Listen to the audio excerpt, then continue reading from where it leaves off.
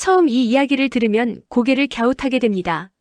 한국이 일본을 뒤집었다는 말, 캄보디아를 돕는 과정에서 일본이 드러났다는 표현, 여기에 트럼프의 동맹 재건 발언까지 이어지니 마치 한편의 정치 드라마처럼 느껴질 수 있습니다.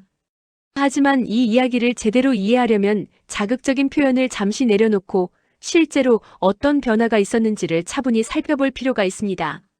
이야기를 시작하기 전 여러분의 구독과 좋아요, 그리고 알림 설정은 좋은 컨텐츠 제작에 큰 도움이 됩니다. 감사합니다.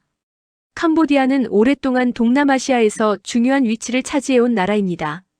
인프라 개발과 경제 협력, 외교 관계에서 여러 나라가 관심을 가져왔고, 그중 일본은 오랜 기간 가장 영향력 있는 파트너로 인식돼 왔습니다. 한국은 비교적 뒤늦게 본격적인 협력을 시작한 국가로 여겨졌습니다. 그래서 처음에는 큰 변화가 있을 것이라고 예상한 사람은 많지 않았습니다. 하지만 상황은 조용히 달라지기 시작했습니다. 한국은 대규모 선언이나 눈에 띄는 외교 이벤트보다는 현장에서 바로 도움이 되는 방식의 협력을 이어갔습니다. 의료 지원과 인력 교육, 기술 협력 같은 실질적인 지원이 누적되면서 현지에서의 평가가 달라졌습니다. 이런 변화는 언론에 크게 보도되지 않았지만 관계자들 사이에서는 점점 분명하게 인식되기 시작했습니다. 특히 캄보디아가 여러 어려움에 직면했을 때 누가 가장 빠르게 움직였는지가 중요한 기준이 됐습니다. 오랜 관계보다 즉각적인 대응과 현실적인 지원이 더 큰 신뢰로 이어진 순간이었습니다. 이 과정에서 한국의 존재감이 이전과는 다르게 받아들여지기 시작했고, 일본이 당연하게 여겨왔던 위치에도 미묘한 변화가 감지됐습니다. 이때부터 일본의 불편함이 드러나기 시작합니다. 영향력은 하루아침에 사라지지 않지만 균열은 생각보다 조용히 시작됩니다. 자신이 중심이라고 믿었던 자리에서 다른 이름이 함께 거론되기 시작할 때 그 변화는 더 이상 무시하기 어려워집니다. 이는 패배라기보다 경고에 가까운 신호였습니다. 이 상황에 새로운 긴장감을 더한 것이 트럼프의 동맹 관련 발언입니다. 그의 발언은 특정 국가만을 겨냥한 것은 아니었지만 기존의 동맹 구조가 영원하지 않을 수 있다는 메시지를 다시 떠올리게 했습니다.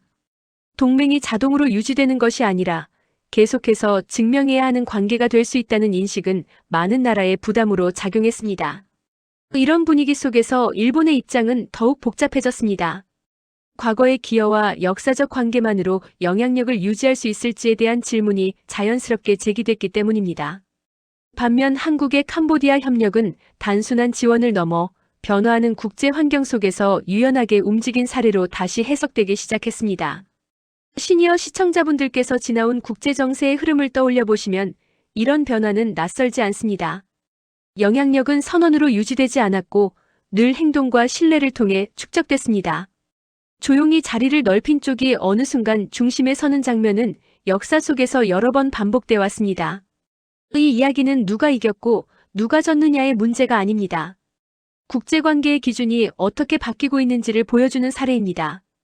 과거의 공식이 더 이상 그대로 작동하지 않는 시대에 누가 더 빠르게 현실에 적응했는지가 드러난 장면이라고 볼 수 있습니다. 결국 이 사건이 남기는 핵심은 분명합니다. 영향력은 오래 가만히 두면 유지되는 것이 아니라 계속해서 쌓아야 하는 자산이라는 점입니다. 한국은 캄보디아에서 그것을 행동으로 보여줬고 일본은 그 변화를 체감하게 됐습니다. 그리고 트럼프의 발언은 이런 흐름을 다시 한번 국제사회에 상기시키는 계기가 됐습니다. 이 이야기는 아직 끝나지 않았습니다. 다만 분명한 것은 국제 무대에서의 위치는 어느 순간 고정되는 것이 아니라 조용한 선택과 행동의 결과로 계속 바뀐다는 사실입니다. 그리고 그 변화는 언제나 헤드라인즈보다 훨씬 느리게, 그러나 더 확실하게 진행됩니다. 이제 이야기를 한 걸음 더 안쪽으로 들여다볼 필요가 있습니다. 한국의 캄보디아 협력이 단순한 일회성 지원이 아니라 왜 국제사회에서 다르게 받아들여지기 시작했는지에 대한 부분입니다. 여기에는 외교 방식의 차이와 시대 변화가 함께 작용하고 있습니다. 과거의 외교는 규모와 금액, 그리고 얼마나 오래 관계를 맺어왔는지가 중요했습니다. 일본은 바로 이 방식에서 강점을 가진 나라였습니다. 장기간 이어진 공적 개발 원조와 인프라 투자, 안정적인 협력 구조는 일본 외교의 상징처럼 여겨졌습니다.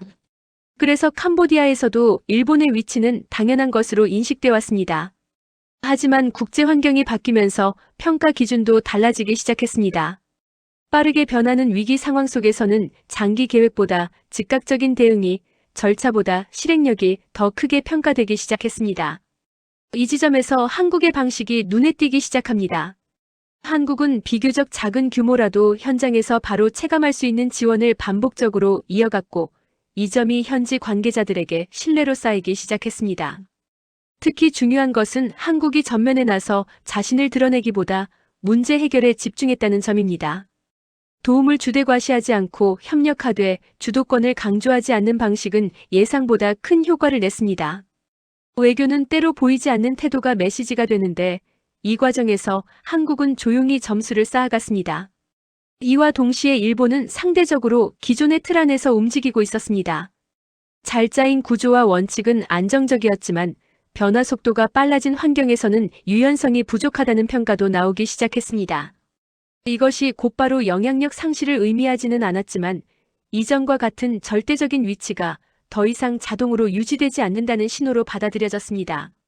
이 변화는 캄보디아 내부에서만 감지된 것이 아닙니다. 동남아 전체를 바라보는 외교 관계자들 사이에서도 비슷한 평가가 흘러나오기 시작했습니다. 누가 더 오래 함께 있는지가 아니라 누가 지금 이 순간에 필요한 역할을 하고 있는지가 기준이 되기 시작한 것입니다. 여기에 트럼프의 동맹 관련 발언이 다시 언급되면서 이런 흐름은 더욱 의미를 갖게 됩니다.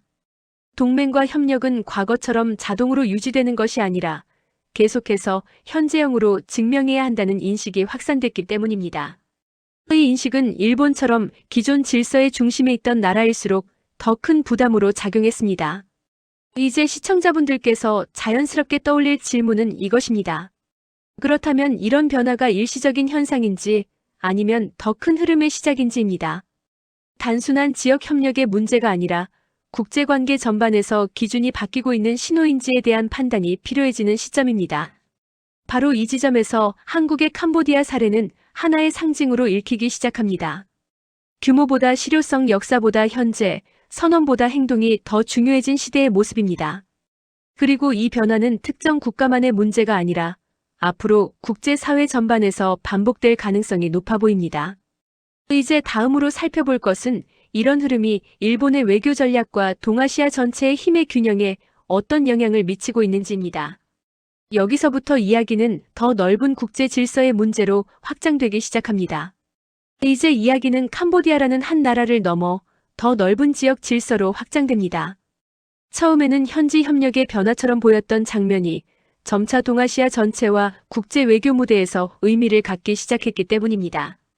외교 관계자들 사이에서는 한국의 존재감이 왜 주목받기 시작했는지, 그리고 이것이 기존의 영향력 구도에 어떤 신호를 보내는지에 대한 분석이 이어졌습니다. 이 지점에서 일본의 고민도 조용히 깊어졌습니다. 일본 외교의 강점은 오랫동안 일관성과 장기 계획, 제도적 안정성에 있었습니다. 이런 요소들은 여전히 중요한 자산이지만 변화 속도가 빨라진 국제 환경에서는 새로운 시험대에 오르게 됩니다. 이제 영향력은 얼마나 오래 함께 있느냐보다 얼마나 빠르게 대응할 수 있느냐로 평가받기 시작했기 때문입니다. 여기서 두 나라의 방식 차이가 더욱 분명해집니다. 한국의 접근은 일본의 모델을 부정하거나 대체하려는 것이 아니었습니다. 다만 빠르게 움직여야 하는 상황에서 기존 방식이 가진 한계를 자연스럽게 드러내는 역할을 했습니다. 유연성이 중요한 순간에는 즉각적으로 움직일 수 있는 쪽으로 무게가 실릴 수밖에 없습니다. 역사가 사라지는 것은 아니지만 현재의 판단 기준이 달라진 것입니다. 이런 흐름은 외교 현장에서 더욱 분명하게 읽히기 시작했습니다. 한국의 움직임은 캄보디아에만 국한되지 않았고 동남아 여러 지역에서 비슷한 방식의 협력이 이어졌습니다. 상징적인 행사보다 실질적인 지원, 선언보다 현장 중심의 대응이 반복되면서 한국의 외교 방식은 변화하는 국제 환경에 더 잘 맞는 사례로 해석되기 시작했습니다. 여기에 과거 트럼프의 동맹 관련 발언이 다시 언급되면서 이런 변화는 더 큰 의미를 갖게 됩니다. 동맹과 협력은 더 이상 자동으로 유지되는 관계가 아니라 계속해서 현재형으로 증명해야 하는 구조라는 인식이 확산됐기 때문입니다. 이 인식은 기존 질서의 중심에 있던 나라일수록 더 큰 부담으로 작용했습니다. 일본의 입장도 이 지점에서 복잡해집니다. 여전히 강한 동맹과 협력 관계를 유지하고 있지만 국제사회의 시선은 이전과 달라졌습니다. 안정성만으로는 충분하지 않고 대응력과 유연성도 함께 요구되는 시대가 되었기 때문입니다. 이는 일본의 영향력이 사라졌다는 뜻이 아니라 경쟁의 기준이 바뀌고 있다는 신호에 가깝습니다. 시니어 시청자분들께서 역사 속에서 보아오셨듯 힘과 영향력은 어느 날 갑자기 사라지지 않습니다. 다만 환경이 바뀌면 서서히 재배치됩니다. 변화에 먼저 적응한 쪽은 중심을 유지하고 적응이 늦은 쪽은 기존 위치를 지키기 위해 더 많은 노력이 필요해집니다. 이번 사례가 의미 있는 이유도 여기에 있습니다. 한국은 어떤 승리를 선언하지 않았습니다. 다만 그때그때 필요한 역할을 꾸준히 해왔고 그 행동들이 쌓이면서 평가가 달라졌을 뿐입니다. 공식 발언보다 실제 움직임이 더 큰 메시지가 된 순간이었습니다. 이제 이 흐름이 어디로 이어질지에 관심이 모아집니다. 이는 단순한 경쟁의 문제가 아니라 누가 변화한 국제 환경에 더 잘 적응하고 있는지의 문제입니다. 과거의 공식을 계속 유지할 것인지 아니면 새로운 기준에 맞춰 전략을 조정할 것인지가 앞으로의 영향을 좌우하게 될 가능성이 큽니다. 다음으로 살펴볼 것은 이런 미묘한 변화들이 앞으로의 동맹 구조와 지역 협력 틀에 어떤 영향을 미칠 수 있는지입니다. 처음에는 지역 협력처럼 보였던 장면이 이제는 국제 질서 전반을 가늠하게 만드는 신호로 확장되고 있습니다. 이제 관심은 자연스럽게 앞으로의 동맹 구조와 지역 협력의 방향으로 옮겨갑니다. 캄보디아에서 나타난 변화가 단지 한 나라의 선택에 그치는 것인지 아니면 국제 질서 전반에 영향을 주는 신호인지에 대한 판단이 필요한 시점이기 때문입니다. 외교 현장에서는 이런 작은 변화들이 쌓여 결국 큰 흐름을 만든다는 점을 잘 알고 있습니다. 특히 동남아 지역은 여러 강대국의 이해관계가 겹쳐 있는 공간입니다. 한 나라의 영향력이 줄어들면 그 자리를 누군가가 자연스럽게 채우게 됩니다. 이 과정은 공개적인 경쟁보다는 조용한 선택의 형태로 나타나는 경우가 많습니다. 그래서 겉으로는 큰 변화가 없어 보이지만 내부적으로는 관계의 무게 중심이 서서히 이동합니다. 한국의 경우 특정 국가를 견제하거나 경쟁자를 의식해 움직였다기보다 변화한 환경에 맞춰 협력 방식을 조정해 왔다는 평가가 나옵니다. 단기 성과보다 지속 가능한 관계를 염두에 둔 접근이었고 이는 불확실성이 커진 국제 환경에서 오히려 안정적으로 보이기 시작했습니다. 이런 점이 여러 나라의 외교 판단에 영향을 주고 있습니다. 반면 일본은 기존의 강점을 어떻게 유지하면서 동시에 새로운 기준에 적응할 것인가라는 과제에 직면하게 됐습니다. 오랜 경험과 신뢰를 바탕으로 한 외교 자산은 여전히 유효하지만 그것만으로는 충분하지 않을 수 있다는 현실을 마주한 것입니다. 이는 위기라기보다 전략을 재점검해야 하는 시점에 가깝습니다. 이 과정에서 동맹의 의미도 다시 정의되고 있습니다. 과거에는 조약과 선언이 관계의 중심이었다면 이제는 실제 상황에서 얼마나 함께 움직일 수 있는지가 중요해지고 있습니다. 말보다 행동, 계획보다 실행이 더 큰 평가 기준이 되는 흐름입니다. 이런 변화는 특정 국가만의 문제가 아니라 국제사회 전반에 공통적으로 나타나고 있습니다. 시니어 시청자분들께서 과거 냉전 이후의 국제 질서 변화를 떠올려 보시면 비슷한 장면이 반복됐다는 것을 느끼실 수 있을 것입니다. 어느 날 갑자기 판이 바뀌는 경우는 드물었고 대부분은 조용한 선택과 누적된 행동이 방향을 바꿔왔습니다. 지금의 변화도 그 연장선에 놓여 있습니다. 결국 캄보디아 사례는 하나의 거울 역할을 하고 있습니다. 누가 더 크고 오래됐느냐보다 누가 지금의 현실에 맞게 움직이고 있는지를 보여주는 사례입니다. 이 점에서 한국의 행보는 단순한 지역 협력을 넘어 변화하는 국제 환경 속에서 하나의 참고 사례로 읽히기 시작했습니다. 이제 다음으로 살펴볼 부분은 이런 흐름이 앞으로 다른 국가들의 선택에 어떤 영향을 미칠지입니다. 캄보디아에서의 경험이 다른 지역에서도 반복될 수 있는지, 그리고 그 과정에서 동맹과 협력의 기준이 어떻게 더 바뀌게 될지가 중요한 관전 포인트로 떠오르고 있습니다. 이제 이 변화가 단지 외교 현장의 평가에만 머무르는지 아니면 실제 국가들의 선택으로 이어지고 있는지를 살펴볼 차례입니다. 국제관계에서 가장 중요한 신호는 말이 아니라 행동입니다. 그리고 최근 들어 여러 나라의 움직임에서 공통된 흐름이 감지되기 시작했습니다. 협력의 기준이 조금씩 달라지고 있다는 점입니다. 과거에는 어느 나라와 오래 관계를 맺었는지가 가장 큰 기준이었습니다. 하지만 최근에는 위기 상황에서 누가 실제로 도움을 줄 수 있는지, 누가 약속을 지키는지를 먼저 따지는 분위기가 강해지고 있습니다. 이런 변화는 겉으로 드러나지 않지만 외교 실무자들 사이에서는 이미 중요한 판단 기준으로 자리 잡고 있습니다. 이 과정에서 한국의 방식은 점점 더 주목을 받게 됩니다. 대규모 선언이나 상징적인 메시지보다 현장에서 바로 작동하는 협력을 반복해왔다는 점 때문입니다. 이런 접근은 단기간에는 눈에 띄지 않지만 시간이 지나면 신뢰라는 형태로 축적됩니다. 그리고 신뢰는 한번 형성되면 쉽게 사라지지 않습니다. 반면 일본은 스스로의 외교 자산을 어떻게 재정렬할 것인가라는 과제를 안게 됩니다. 기존의 방식이 잘못됐다는 의미는 아닙니다. 다만 환경이 바뀌었을 때 그에 맞는 조정이 필요해졌다는 뜻에 가깝습니다. 외교는 정답이 있는 시험이 아니라 상황에 따라 계속 수정해야 하는 과정이기 때문입니다. 이런 변화는 동남아 지역에만 국한되지 않습니다. 여러 지역에서 비슷한 판단이 동시에 이뤄지고 있습니다. 협력 상대를 선택할 때 과거의 이름값보다 현재의 대응 능력을 더 중요하게 보는 흐름입니다. 이 흐름 속에서 한국은 의도하지 않았더라도 새로운 위치에 서게 됐습니다. 시니어 시청자분들께서 사회와 조직의 변화를 겪어오시며 느끼셨듯 신뢰는 말로 만들어지지 않습니다. 반복된 행동과 일관된 태도가 쌓여야 비로소 평가가 바뀝니다. 국제관계도 다르지 않습니다. 이번 캄보디아 사례는 바로 그 과정을 보여주는 장면에 가깝습니다. 이제 중요한 질문은 이것입니다. 이런 변화가 일시적인 현상으로 끝날 것인지 아니면 앞으로 더 많은 나라들이 비슷한 선택을 하게 될 것인지입니다. 만약 후자라면 동맹과 협력의 기준은 지금보다 더 빠르게 바뀔 가능성이 있습니다. 그리고 그 변화는 조용히 그러나 분명하게 진행될 것입니다. 결국 이 이야기는 경쟁의 승패를 가리는 문제가 아닙니다. 국제사회가 무엇을 중요하게 여기기 시작했는지를 보여주는 신호입니다. 그리고 그 신호를 먼저 읽고 움직인 쪽이 다음 단계에서 더 유리한 위치를 차지하게 됩니다. 지금의 흐름은 바로 그 갈림길에 서 있음을 보여주고 있습니다. 이제 이 이야기는 명확한 결론을 향해 다가갑니다.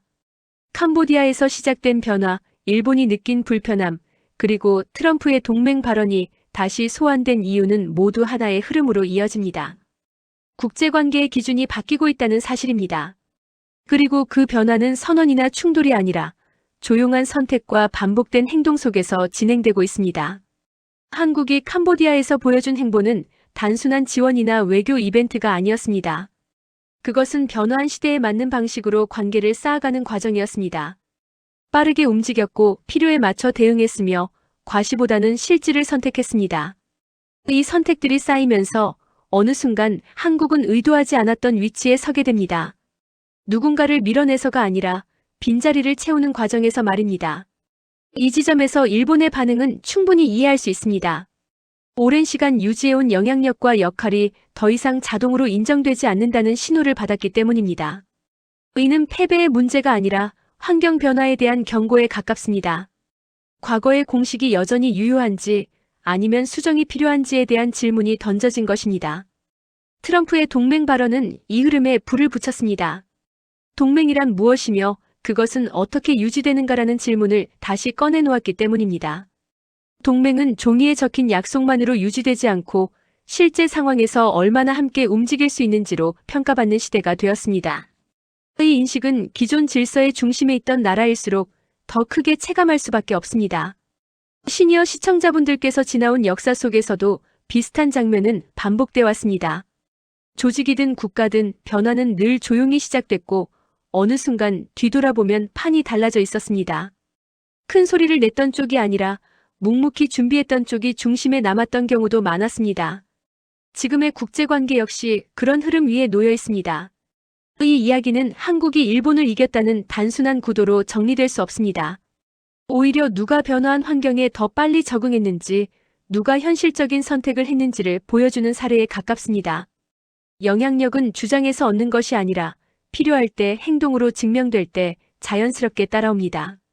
결국 캄보디아 사례가 국제사회에 던진 메시지는 분명합니다. 과거의 이름값이나 오래된 관계보다 지금 이 순간 무엇을 할 수 있는지가 더 중요해지고 있다는 점입니다.